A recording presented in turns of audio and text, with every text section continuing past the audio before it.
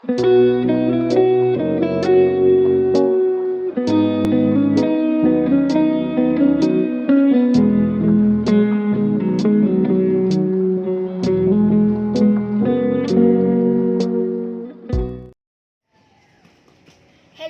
karosas!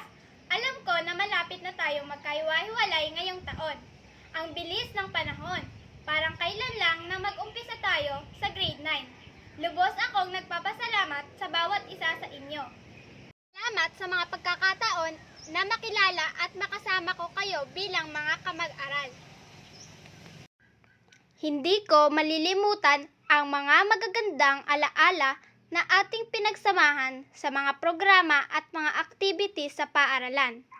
At kung paano natin nalampasan ang kaba sa bawat test at oral recitation na ang naging bunga ay ang pagtanggap natin ng mga sertipiko. Ang saya kapag naglilinis tayo ng silid-aralan, gaya na lamang ng pagpupunas ng bintana, pagwawalis at pag-floor wax na ikinatutuwa ng ating advisor na si Ma'am Jessica.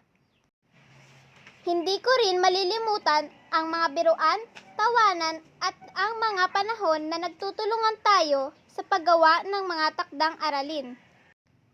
Sa bawat alaala na ito, naway manatili ang samahan at pagkakaibigan natin kahit na magkakahiwa-hiwalay man tayo.